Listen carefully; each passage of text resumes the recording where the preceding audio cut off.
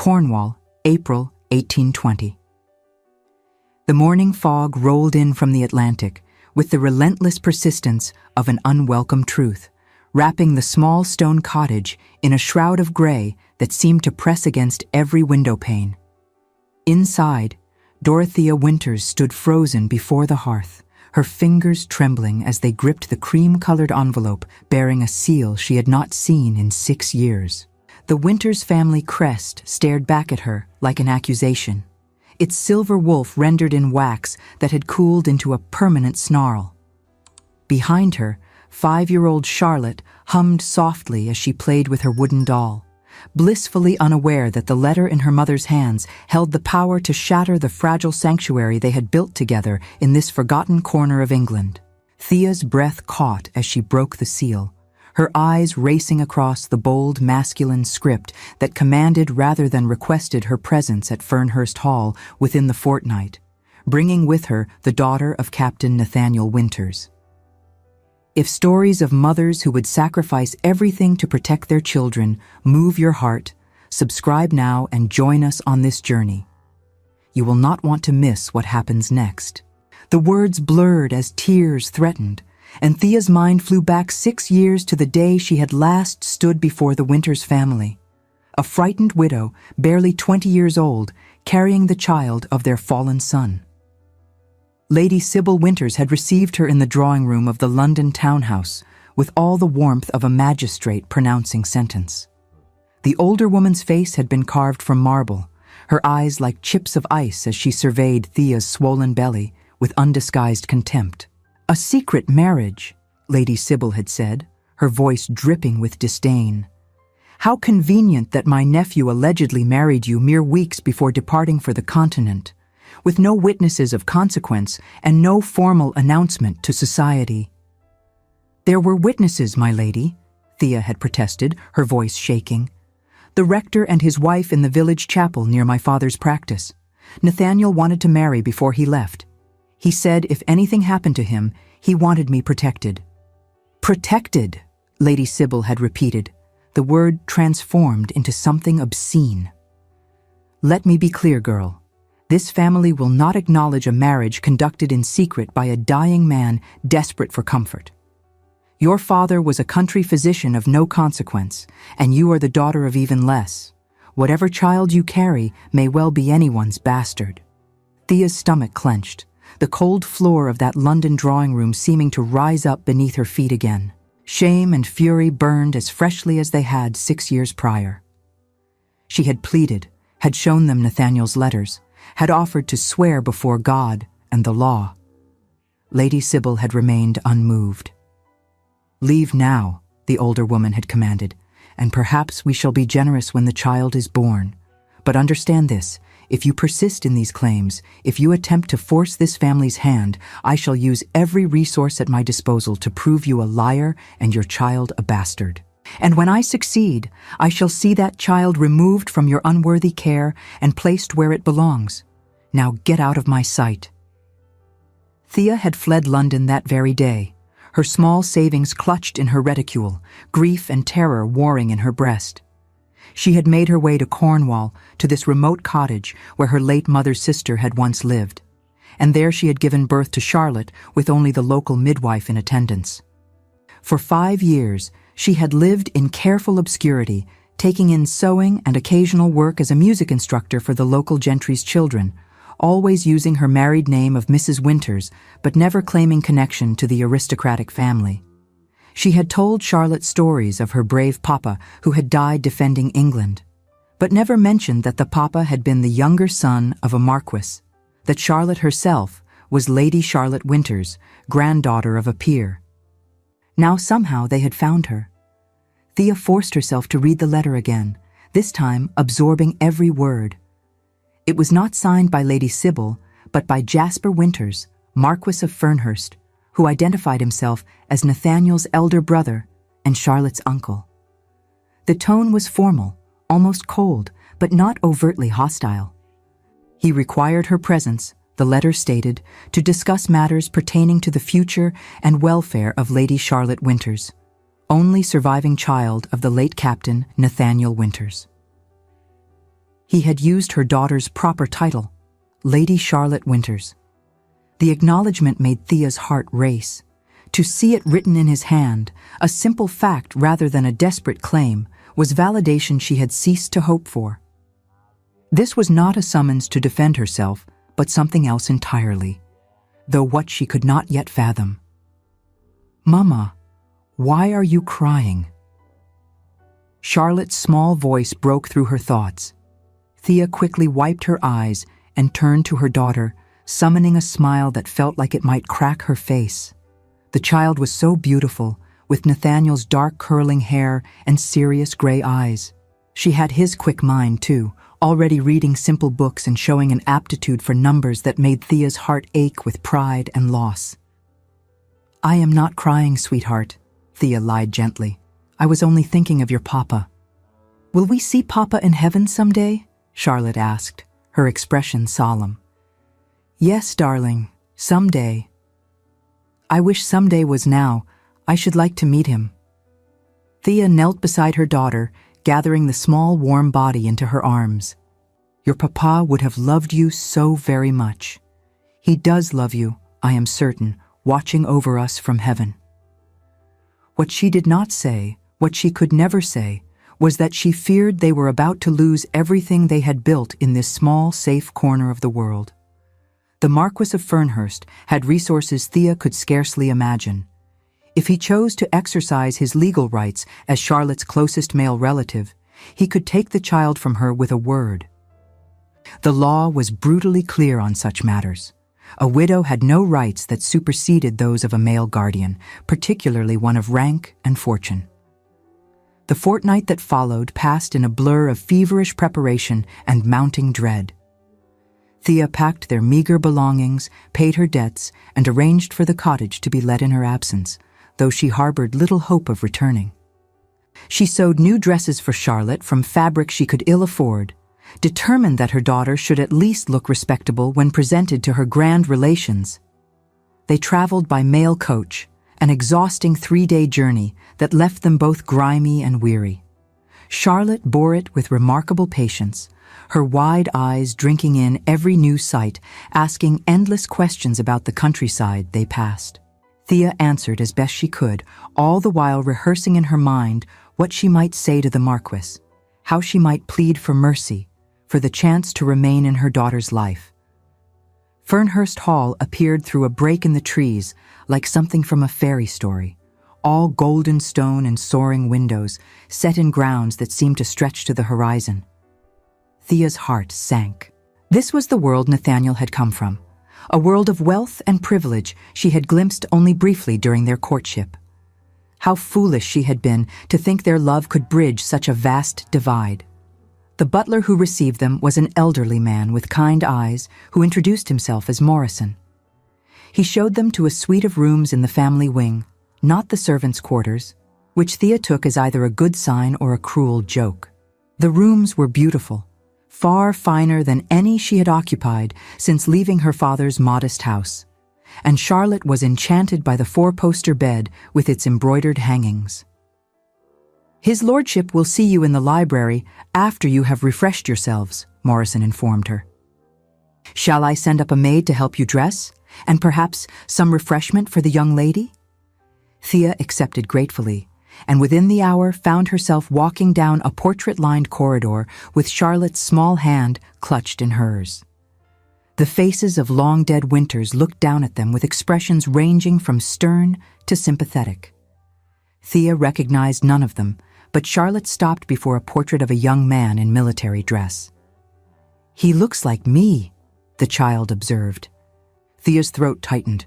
It was true. The painting depicted a youth of perhaps 18, with Charlotte's dark curls and serious eyes, though his expression held a mischief that Charlotte had not yet developed. There was no nameplate, but Thea knew it must be Nathaniel, captured in paint before war, and death had claimed him. "That is your papa, sweetheart," Thea managed to say. Charlotte studied the portrait with grave attention. "He looks nice. I think I should have liked him." "He would have adored you." Morrison cleared his throat gently.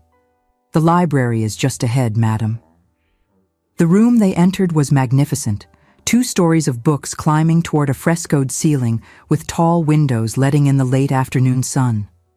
A man stood before one of those windows, his back to them, hands clasped behind him.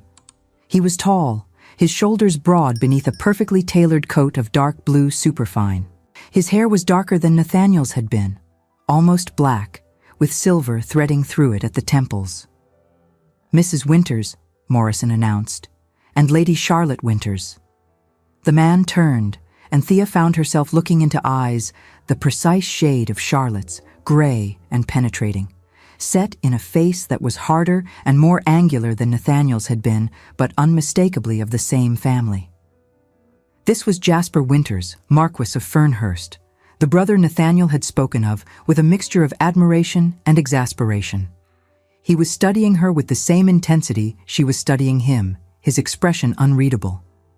Then his gaze dropped to Charlotte, and something flickered across his features, too quick to identify. Pain, perhaps, or recognition. "Mrs. Winters," he said, his voice deep and measured. "Thank you for coming. It is a considerable journey." "You left me little choice in the matter, my lord," Thea replied, keeping her voice steady through sheer force of will. A slight smile touched his mouth, devoid of warmth. "True enough, please sit." He gestured to a pair of chairs arranged before the fireplace. Thea guided Charlotte to sit beside her, acutely aware of how shabby their traveling clothes must appear in this magnificent room, how out of place they were in this world of wealth and privilege. Jasper Winters took the chair opposite them, his movements controlled and economical. He studied Charlotte openly, and the child, to her credit, met his gaze without flinching. "You are very like your father," he said finally. "Mama says he was brave," Charlotte responded, her voice small but clear. "He was, very brave." Something genuine entered the Marquess's voice. "He saved my life once, did you know? In Spain, before Waterloo. I owed him a debt I never had the chance to repay. But I will not fail his widow and child in his stead." This was not what Thea had expected.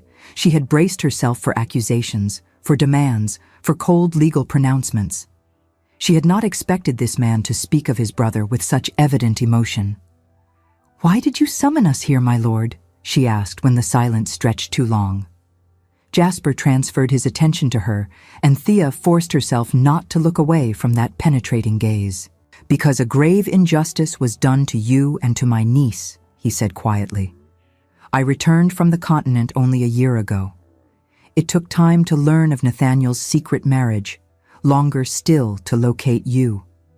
The church records were eventually found, along with letters he wrote, but never had the chance to send. Letters that Lady Sybil apparently intercepted and concealed." Thea's heart hammered against her ribs. "Then you know the marriage was legal.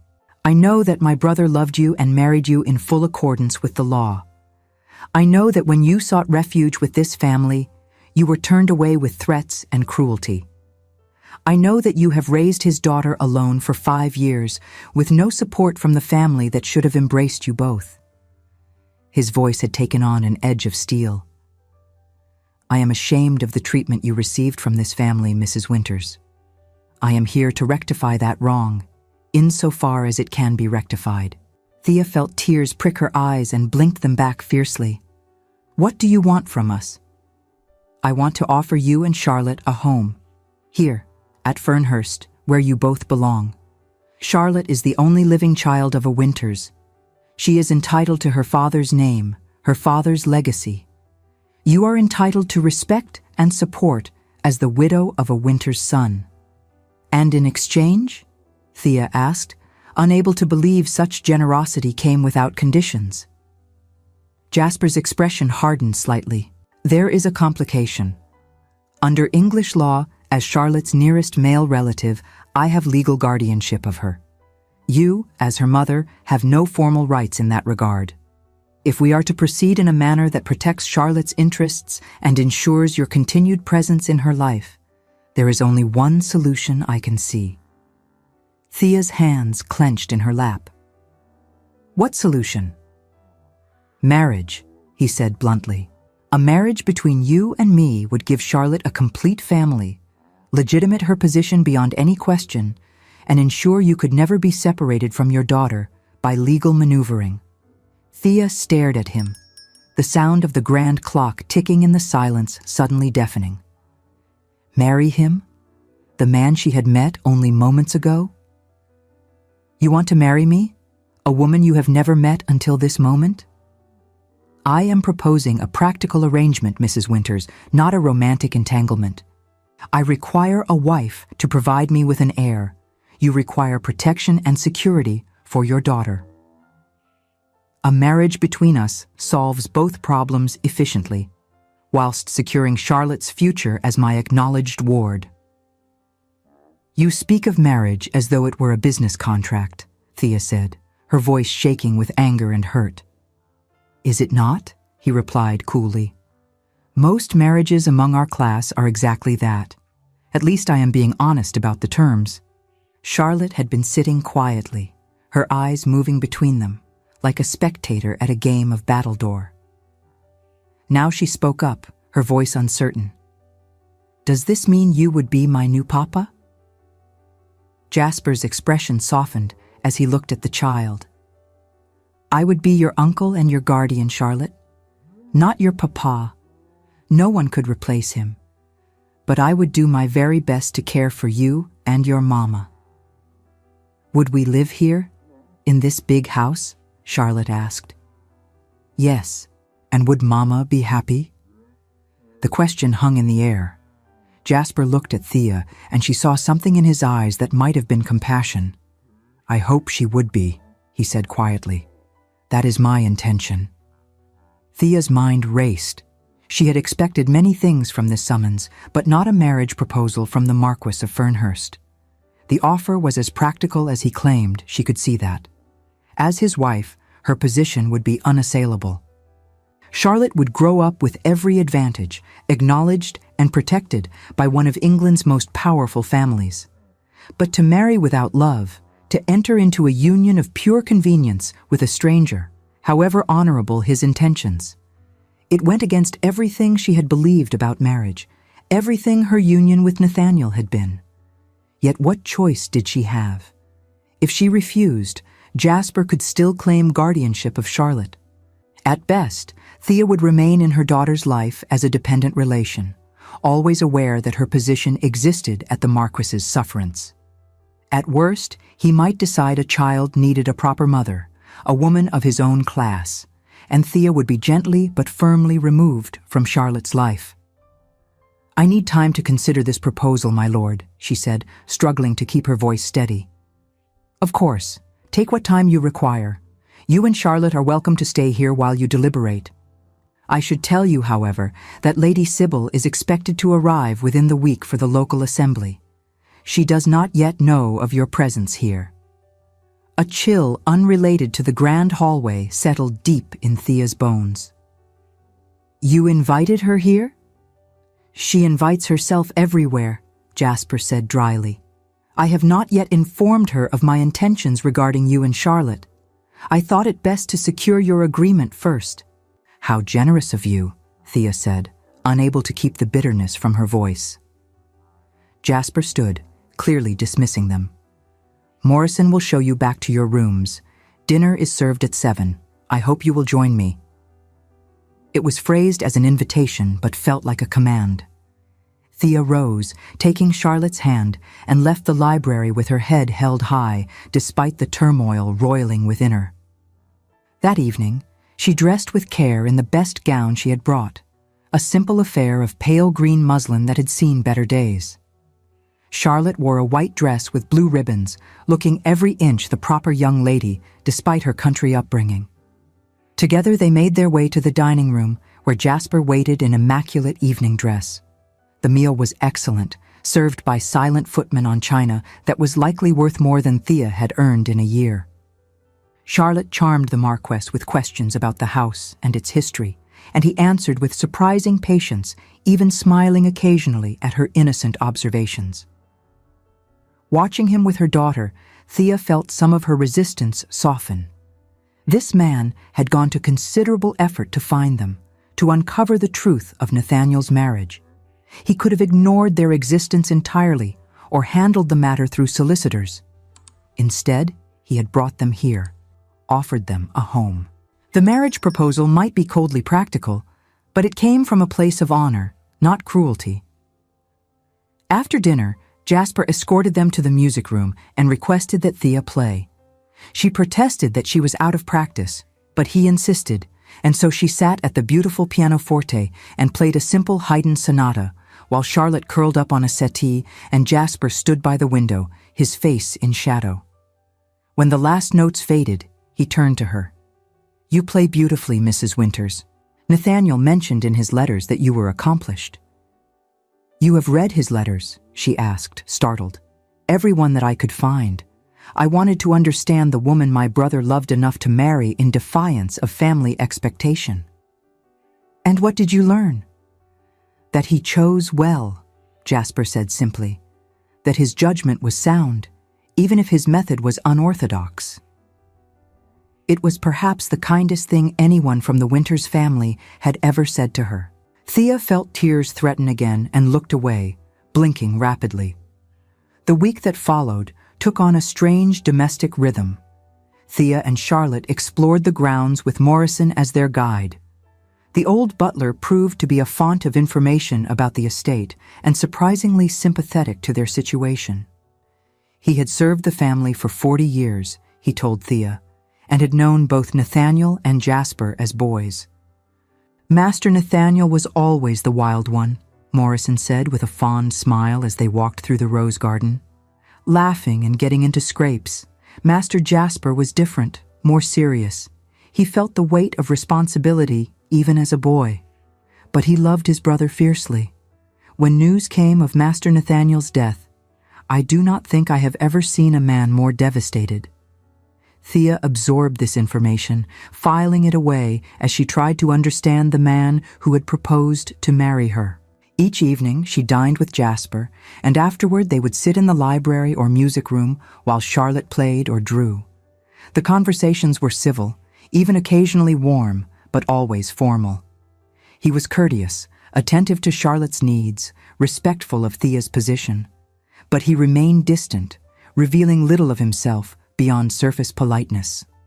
One evening, while Thea was explaining a complex piece of music to an enraptured Charlotte, Jasper watched them from the doorway.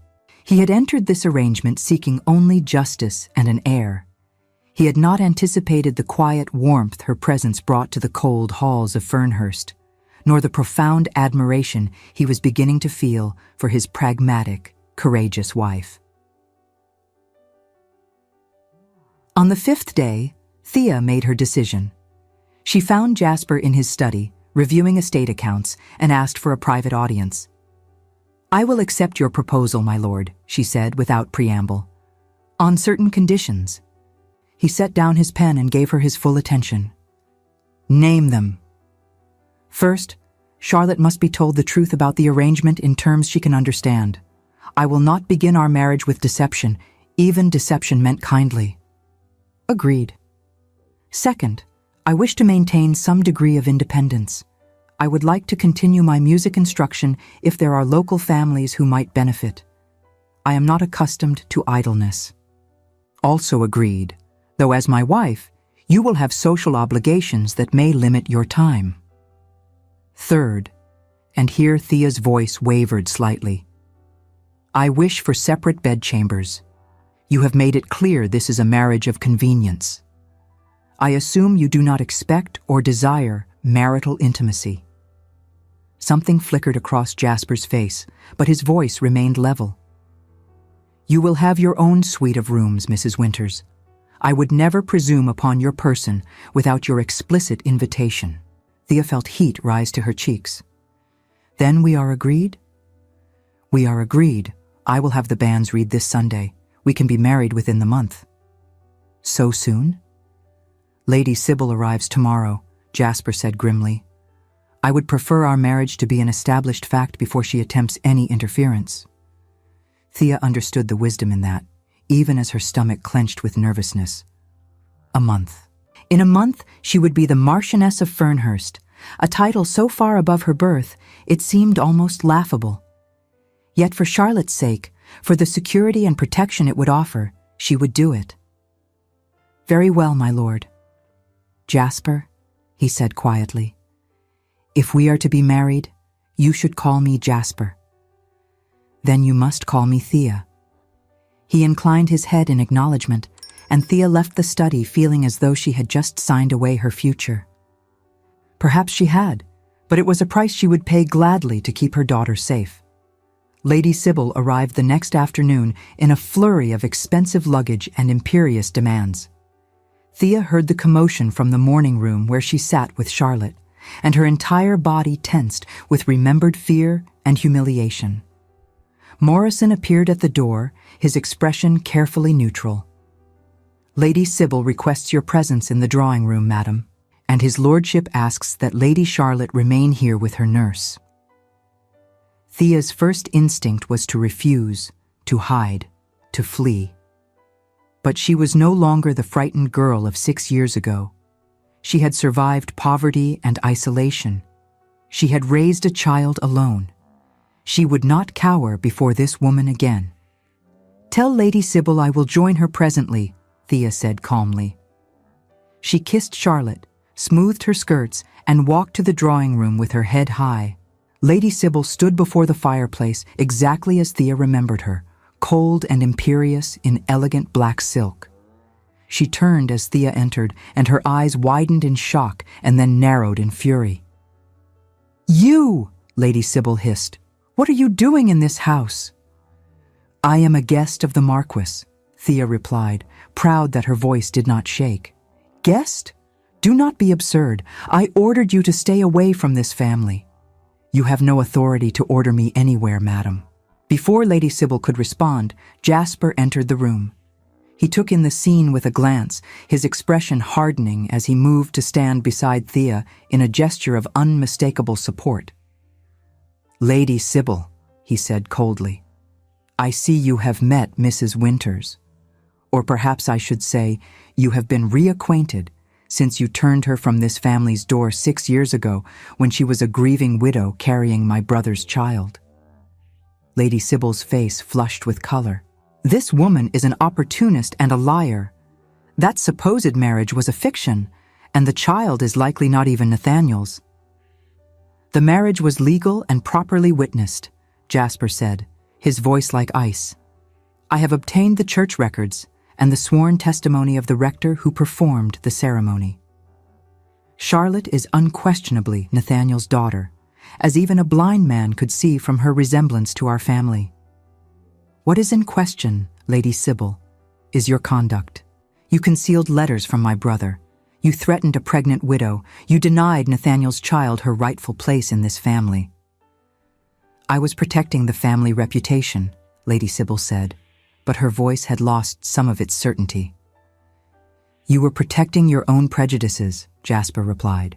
"Your cruelty cost this family 6 years with Charlotte, 6 years during which Mrs. Winters struggled alone with no support. That ends now. I have asked Mrs. Winters to do me the honor of becoming my wife, and she has accepted." Lady Sybil's mouth fell open in shock. "You cannot be serious." "I am entirely serious. The banns will be read on Sunday.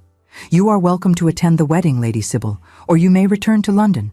But you will treat my future wife with the respect she is due, or you will find yourself no longer welcome in any property I control." It was a threat delivered with perfect politeness, but a threat nonetheless.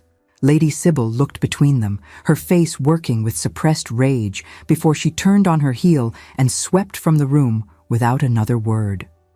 A tremor ran through Thea's hands as the adrenaline faded. Jasper noted it instantly and guided her, gently to a chair. "Sit, you have gone quite pale. I never thought to hear anyone defend me to her," Thea whispered. "Thank you." "You need not thank me for simple justice," Jasper replied. "Though I confess I have wanted to put Lady Sybil in her place for years. She has been insufferable since my father died." Despite everything, Thea found herself smiling weakly. "You enjoyed that?" "Perhaps a little," he admitted, and for the first time, she saw a genuine warmth in his eyes. The wedding took place 3 weeks later in the estate chapel, a small, intimate affair attended only by household staff and a few local gentry. Charlotte served as flower girl, delighting in her role and scattering rose petals with great concentration. Thea wore a gown of ivory silk that the local dressmaker had created in record time, simple but elegant, with seed pearls embroidered at the bodice. Jasper stood waiting for her at the altar in his best dark blue coat, his expression solemn but not unkind. As Thea walked down the aisle alone, no father or brother to give her away, she thought of Nathaniel and wondered what he would think of this strange turn of events. She hoped he would understand, would forgive her for marrying his brother out of necessity rather than love. The ceremony was brief. Thea spoke her vows in a clear, steady voice, Jasper in his deep, measured tones. When the rector pronounced them man and wife, Jasper lifted her hand and pressed a chaste kiss to her knuckles, and Thea was the Marchioness of Fernhurst. The wedding breakfast that followed was pleasant enough. Charlotte chattered happily about the ceremony, and Jasper was attentive to both of them, ensuring their plates were filled and their glasses never empty. But when the meal ended and the guests departed, an awkwardness descended. They were married now, bound together by law and necessity, but still strangers in every way that mattered. That night, Thea sat alone in her beautiful new bedchamber, wearing a nightgown she had stitched herself, wondering what she had done. She had married a man she barely knew, a man who had proposed out of duty and honor but certainly not love. Charlotte was safe. Charlotte was legitimized and protected. But Thea herself felt more lost and alone than she had in the little cottage in Cornwall. A soft knock at the connecting door made her start. "Yes?" Jasper's voice came through the wood. "I wanted to ensure you had everything you needed, that you were comfortable." Thea opened the door. He stood in his dressing gown, his dark hair tousled, looking somehow younger and more vulnerable than she had yet seen him. "I am comfortable, thank you." "Thea," he said quietly, "I know this is not the marriage either of us might have chosen, but I want you to know that I will do everything in my power to make you happy here. You and Charlotte both. You are my family now." "Family," Thea repeated. The word felt strange in her mouth. "I hope," Jasper continued, "that in time we might become friends, if nothing else. I would like Charlotte to grow up seeing harmony between us, not mere civil tolerance." Thea found herself softening despite her resolve to maintain emotional distance. "I would like that as well." "Then we shall endeavor to make it so." He paused. "Sleep well, Thea." "Good night, Jasper." He withdrew, and Thea closed the door, leaning against it for a moment. "Friends," he had said. It was more than she had dared hope for, and perhaps friendship would be enough. The months that followed brought unexpected contentment. Jasper was true to his word, treating Thea with unfailing courtesy and respect. They fell into a routine of shared breakfasts, afternoons spent with Charlotte, exploring the estate or receiving callers, and evenings in the library where Jasper would read while Thea played the pianoforte or did needlework. Charlotte flourished at Fernhurst. She had her own governess now, a kind young woman named Miss Hartley who delighted in the child's quick mind. She had new dresses and toys, a pony of her own, and most importantly, she had the stability and security that Thea had only dreamed of providing. Society's reaction to the marriage was mixed. Some whispered about the unseemly haste, others about Thea's low birth. But Jasper's status protected her from the worst of it, and gradually she was accepted, if not embraced, by the local gentry. What surprised Thea most was how much she came to enjoy Jasper's company. He was intelligent and well-read, with a dry wit that caught her off guard and made her laugh.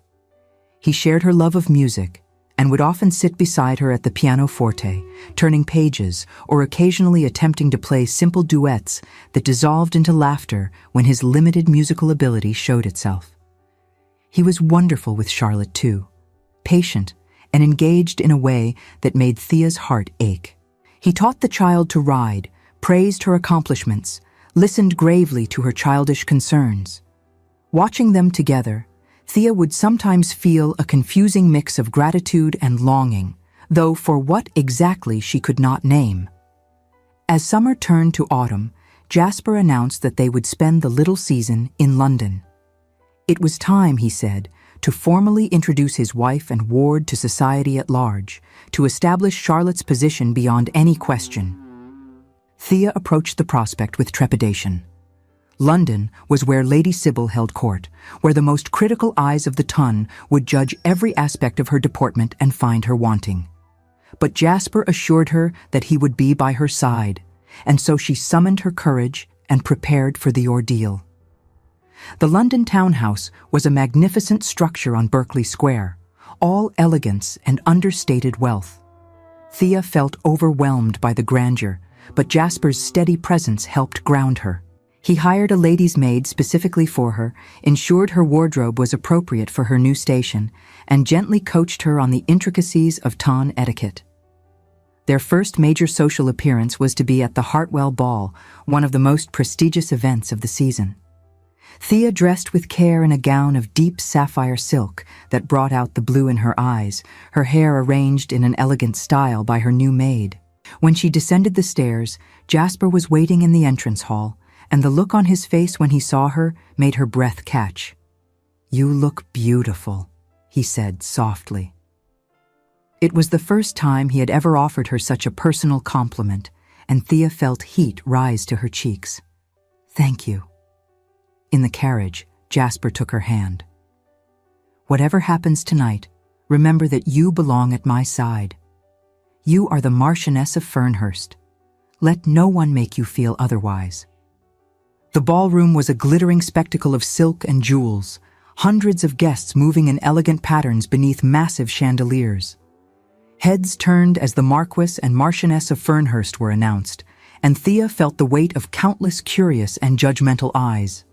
Jasper led her through the crowd with easy confidence, introducing her to various lords and ladies, his hand warm on the small of her back. Most were polite, some genuinely welcoming, but Thea could feel the undercurrent of speculation and gossip. Then, through the crowd, she saw Lady Sybil.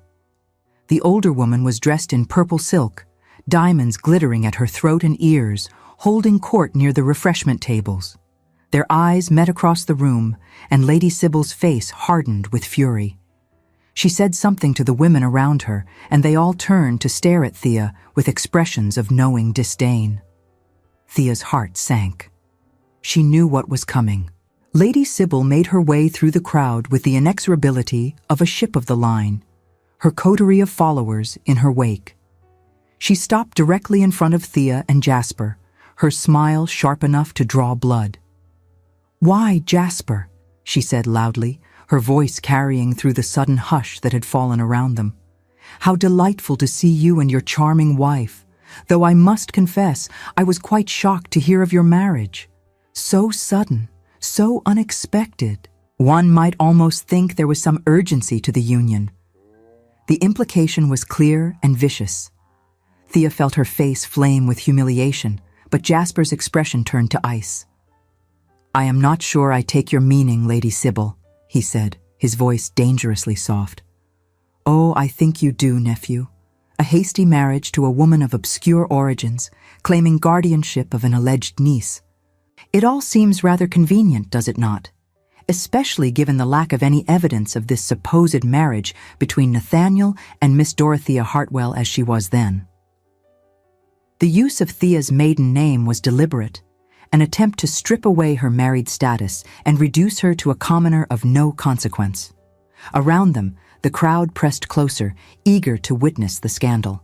"The evidence is substantial and has been reviewed by the finest solicitors in London," Jasper replied, his voice cutting through the whispers like a blade. "My brother's marriage was legal in every respect. Lady Charlotte Winters is his legitimate daughter and my ward. Any suggestion to the contrary is not only false, but slanderous." "Slanderous," Lady Sybil laughed, the sound harsh and ugly. "How convenient that all this evidence suddenly appeared after you decided you needed an heir. Tell me, Did you pay this woman to produce a child and claim it was Nathaniel's? Or perhaps the child is yours, and this entire charade is designed to legitimize your own indiscretion." The crowd gasped. It was an accusation so outrageous, so defamatory, that for a moment no one seemed to know how to respond. Thea felt as though she might faint, the room spinning around her. But Jasper stepped forward, placing himself between Thea and Lady Sybil, his fury radiating from him like heat. "Lady Sybil," he said, and his voice was deadly quiet now, each word enunciated with perfect clarity. "You have always been a bitter and cruel woman, but I did not think even you would sink to such depths. Let me make something absolutely clear to you and to everyone present." He turned to address the crowd, his voice rising to carry through the entire ballroom. 6 years ago, my brother Nathaniel married Dorothea Hartwell in a legal ceremony witnessed by a rector and recorded in parish records.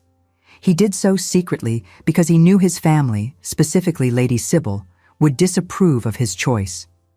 When Nathaniel died at Waterloo, his widow, pregnant with his child, sought assistance from this family. Lady Sybil turned her away with threats and cruelty, telling her that she would be branded a liar and her child declared illegitimate if she persisted in her claims.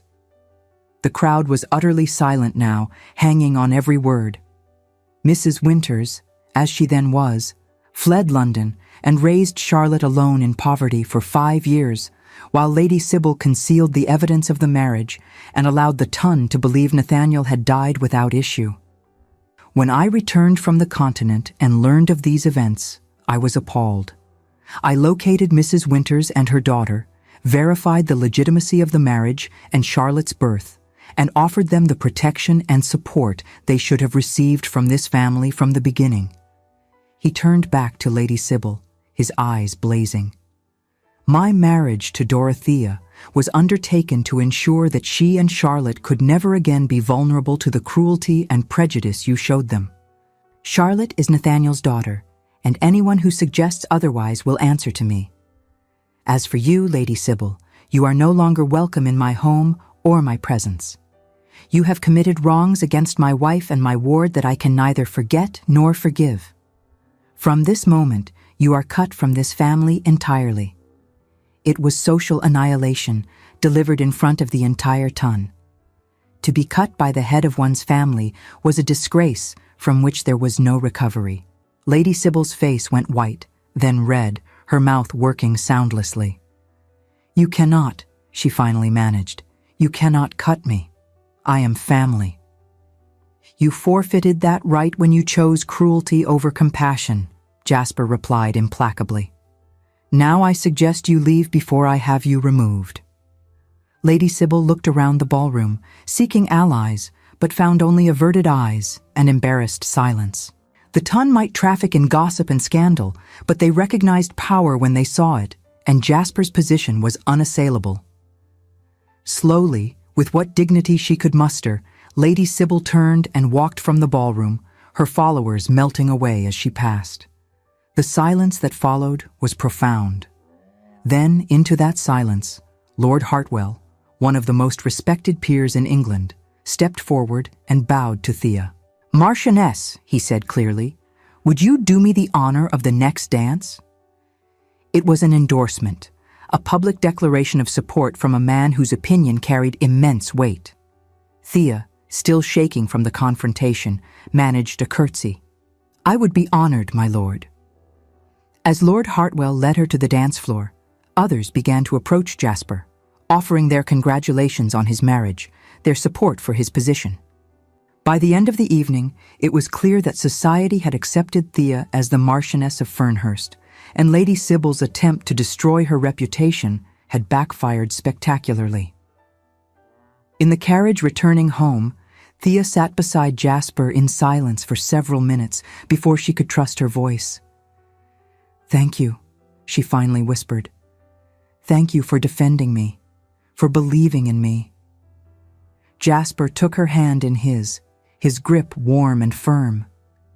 "I did not do it because I felt obligated, Thea. I did it because I could not stand to hear you maligned and insulted, Because the thought of anyone hurting you made me want to commit violence. He paused, then continued more quietly.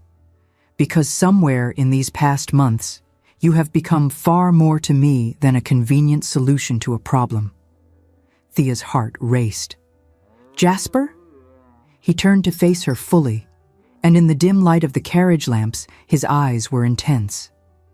I am in love with you, Thea.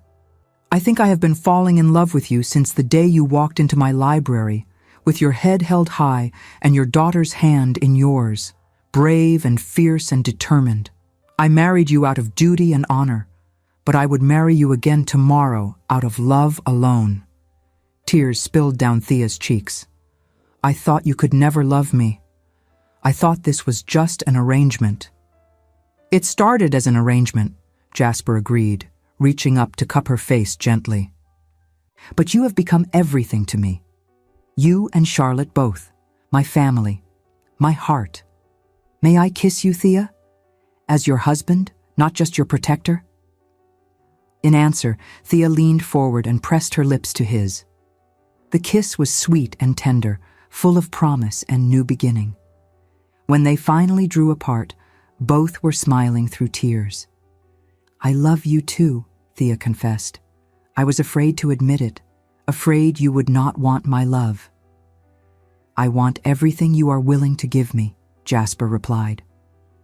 Your love, your trust, your future.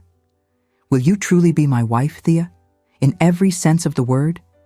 Yes, she breathed. Yes, Jasper. I will. They spent that night together for the first time. Their marriage finally consummated in tenderness and love rather than cold duty. Thea woke in Jasper's arms as dawn broke over London, feeling safer and more cherished than she had ever felt in her life. The months that followed were a revelation.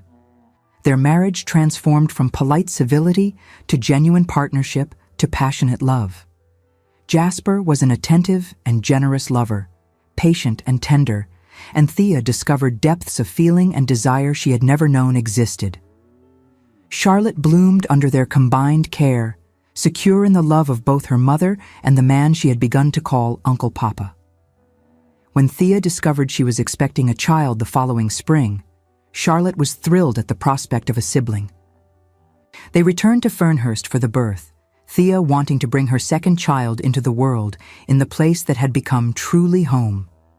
The labor was long but ultimately successful, and Jasper wept openly when the midwife placed his son in his arms. He has your eyes, Thea said softly from the bed, exhausted but radiant. He has his mother's courage, Jasper replied, leaning down to kiss her forehead. Thank you, my love. Thank you for this gift. For everything. Charlotte was permitted to come in and meet her new brother, and she climbed carefully onto the bed beside Thea, peering at the tiny, red-faced infant with fascination. He is very small, she observed. You were once this small, Thea told her with a smile. Will he be my real brother? Charlotte asked. Even though we have different papas? He will be your real brother in every way that matters, Jasper assured her, resting his hand on Charlotte's dark curls. You are both equally my children, equally loved. On a soft summer afternoon a year later, the Marquess and Marchioness of Fernhurst stood together in the rose garden, watching Charlotte play with her baby brother on a blanket spread beneath an ancient oak. Thomas, at 14 months, was a sturdy toddler with his father's dark hair and his mother's gentle nature. Charlotte, now 7, was patient and loving with him, helping him stand and applauding when he took his wobbly steps. Jasper wrapped his arm around Thea's waist, drawing her close. Do you ever regret it? He asked quietly. Accepting my proposal that day? Thea looked up at him, this man who had saved her when she was at her most desperate, who had defended her honor and claimed her heart. Not for a single moment, she replied honestly. You gave me everything, Jasper. Security, respect, love. You gave Charlotte a father and a brother. You gave me a home and a family. You gave me far more than I gave you, Jasper said, pressing a kiss to her temple. You gave me purpose. You taught me that duty and love need not be separate, that the best marriages are built on both. You healed the parts of me I thought were broken beyond repair. They stood together in comfortable silence, watching their children play, the afternoon sun warm on their faces. A gardener passed by and tipped his hat respectfully. From the house, the sound of preparations for dinner drifted on the breeze. I never imagined this could be my life, Thea confessed. When I was hiding in Cornwall, afraid every day that someone would come and take Charlotte from me, I could not have dreamed of this happiness. You deserved happiness, Thea. You always did. I am simply grateful I was given the chance to provide it. Charlotte looked up from the blanket and waved. Mama! Uncle Papa! Come see! Thomas is walking! They hurried over together, laughing as Thomas took 3 tottering steps before sitting down hard on his bottom, looking surprised but pleased with himself. Charlotte clapped and praised him, and Thomas laughed his delighted baby laugh. Jasper scooped up his son, while Thea embraced Charlotte, and the 4 of them sat together on the blanket, a family complete and content. The rose garden bloomed around them, bees hummed in the flower beds, and somewhere in the distance a thrush sang its evening song. Thea looked at her husband, at their children, at the home they had built together from what had begun as the most practical of arrangements. She thought of Nathaniel, resting in his grave far from here, and silently thanked him for leading her to this place, to this man, to this life. She hoped he could see them and know that Charlotte was loved and safe, that Thea had found happiness again. Jasper met her gaze and smiled, that warm, intimate smile he reserved only for her, and Thea's heart swelled with love and gratitude. They had both been broken once, wounded by loss and cruelty. But together, they had healed each other, built something beautiful from the wreckage of the past. As the sun sank lower on the horizon, painting the sky in shades of gold and rose, the family made their way back to the house, Thomas in his father's arms, Charlotte holding her mother's hand. Behind them, the rose garden grew soft with evening shadows, patient and eternal, a witness to the love that had transformed 2 strangers into the truest of partners, the deepest of friends, the most devoted of spouses. This was home. This was family. This was love. Dear listener, perhaps you too have faced moments when the future seemed impossibly dark, when fear for those you love consumed your every thought. Like Thea, you may have known what it is to be alone, to be judged unfairly, to feel that safety and happiness are forever beyond your reach. But remember this, sometimes our darkest hours are simply the darkness before dawn. The courage you find to protect those you love, the dignity you maintain in the face of cruelty, the hope you cling to when all seems lost. These are not wasted. They are transforming you into someone stronger, someone ready to receive the blessings that await. Your story is not over. The chapters yet unwritten may hold joys you cannot now imagine. Trust that you are seen, that your struggles matter, that your love and sacrifice are building toward something beautiful. And know that you are worthy of the happiness you seek. Thank you for staying with us until the end of Thea and Jasper's journey. If this story of courage, redemption, and unexpected love touched your heart, please subscribe, like, and share with someone who needs to hear it. Your support helps us continue bringing you stories of hope and resilience.